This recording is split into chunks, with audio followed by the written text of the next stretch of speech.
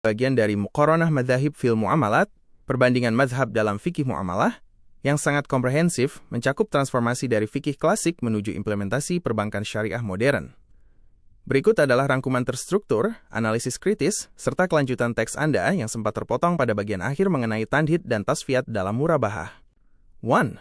Al-Uqud al-Murakabah, Multi-Akad/Hybrid Contract.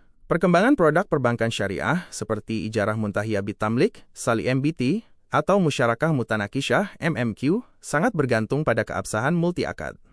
Silang pendapat mazhab mendukung sah.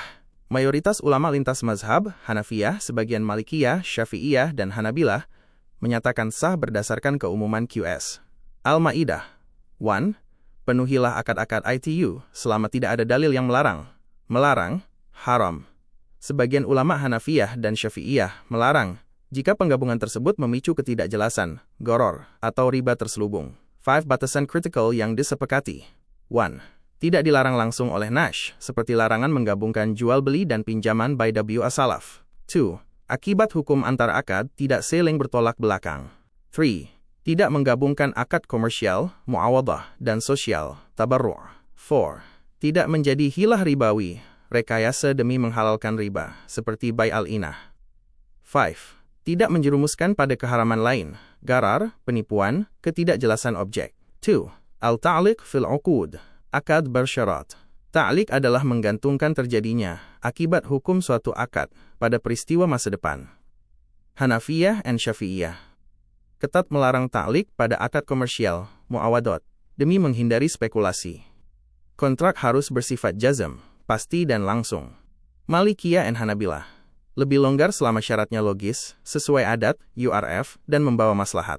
Aplikasi modern, standar AAOIFE, menjembatani perbedaan ini dengan melegalkan wa'd mulzim, janji mengikat sepihak, dalam kondisional murabahah, dengan catatan janji, WA tersebut terpisah dari akad inti, agar tidak menjadi akad bersyarat yang dilarang.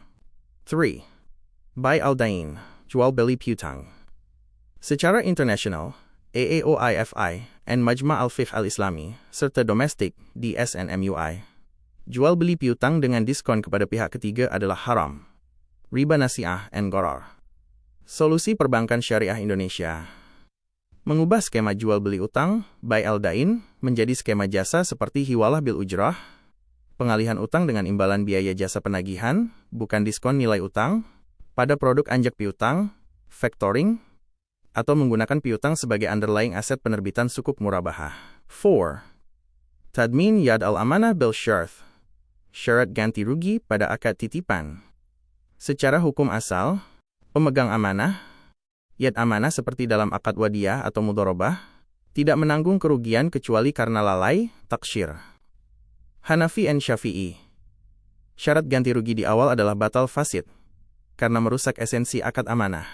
Hambali, Ibnu Taimiyah, boleh, demi keamanan dan kebebasan berkontrak.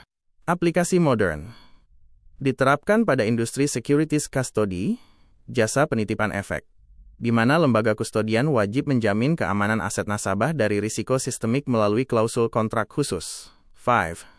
Kelanjutan, tandhid dan tashfiyat dalam murabahah. Melanjutkan bagian teks Anda yang terpotong di akhir. Tandhid, tandhid, berarti likuidasi atau proses mengubah aset/barang menjadi uang tunai, cash.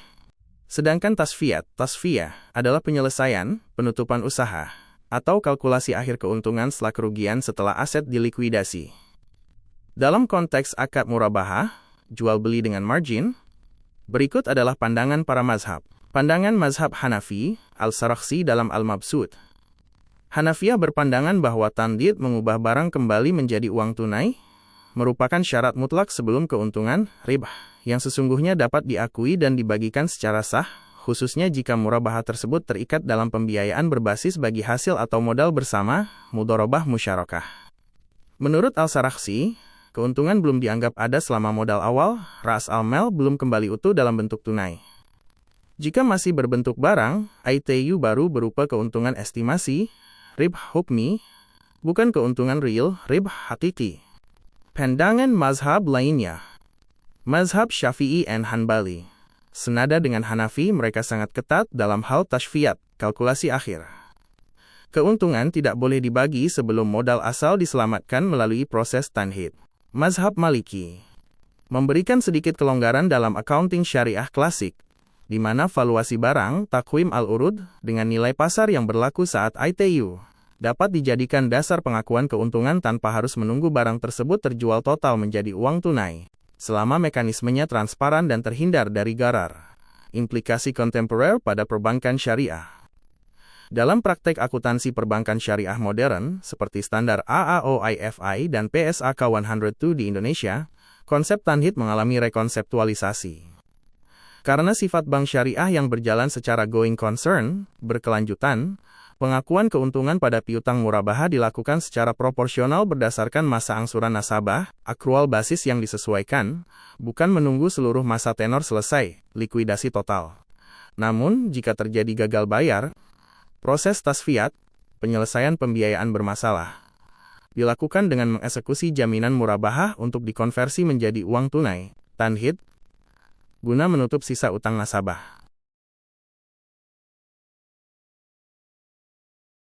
Perbandingan mazhab fikih muamalah yang Anda paparkan sangat mendalam.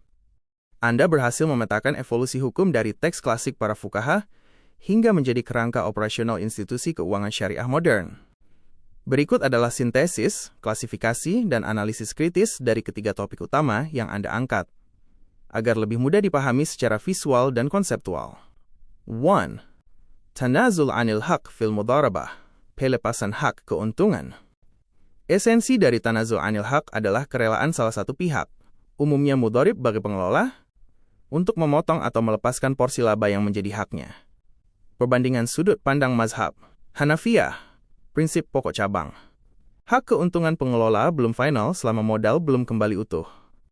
Keuntungan adalah cabang, tabi, modal adalah pokok, ASL.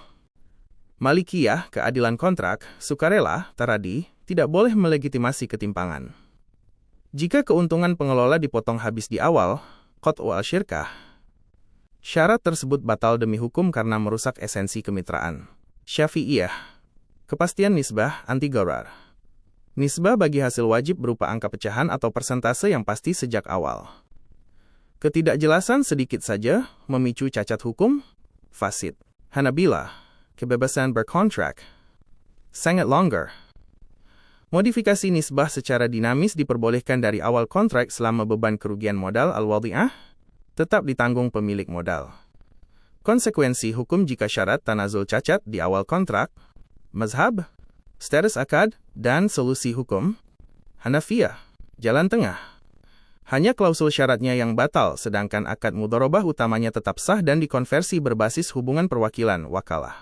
Malikiyah dan Syafi'iyah, ketat. Syarat yang cacat di awal otomatis merusak, fasid, seluruh akad. Kerjasama batal dan pengelola berhak menuntut upah standar, ujrah al-mithal. Hanabilah, fleksibel. Akad dan syarat tetap sah selama disepakati dan tidak memindahkan beban kerugian finansial kepada pengelola. 2. Akhz al-ujrah alal kafalah, imbalan jasa penjaminan. Kafalah pada dasarnya adalah akad sosial, tabarru'. Namun, kebutuhan industri modern, seperti bank garansi pada Bank Aceh Syariah, menuntut adanya kompensasi atas risiko penjaminan. Resolusi hukum, classic versus contemporary. Larangan mutlak standar internasional AAOIFI, Fatwa No. 5, melarang penarikan upah secara mutlak dalam kafalah karena berisiko memicu celah riba, mengambil keuntungan dari skema penjaminan utang.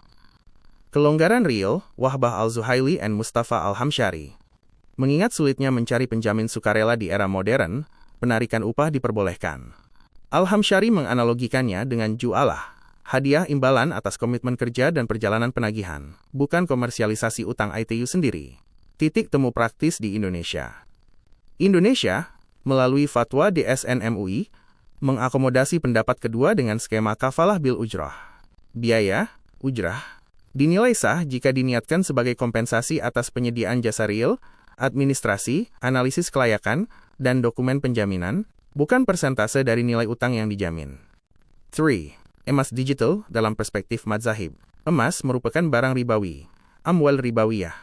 Keempat, Mazhab sepakat bahwa pertukaran emas dengan uang harus dilakukan secara tunai dan langsung, ya dan biyadin, demi menghindari riba nasi'ah. Dialektika pengakuan qabdah. Serah terima, contemporary. Tantangan utama emas digital, gold-backed cryptocurrency atau tabungan emas aplikasi, terletak pada mekanisme serah terima, qabdah. Objek transaksi. Qabdah hakiki, fisik, Syekh Ibnu Utsaimin. Jual beli emas digital dinilai tidak memenuhi syarat karena tidak ada perpindahan fisik barang secara instan saat transaksi di layar gawai berlangsung. Qabd hukmi, yuridis pencatatan, Syekh Abdullah Almani. Jual beli emas digital dinilai mubah, boleh dengan syarat. 1. Memiliki aset jaminan fisik, underlying asset, emas, yang nyata di brankas penyedia layanan. 2. Terjadi pencatatan kepemilikan elektronik secara langsung, real time, yang diakui secara hukum, qabd hukmi, sehingga emas tersebut bisa dicairkan, cetak fisik, kapan saja oleh pemiliknya. Perkembangan teknologi telah menggeser instrumen transaksi, namun nilai keadilan hukum, URF syahih, tetap terjaga selama tidak ada unsur manipulasi dan spekulasi, gharar.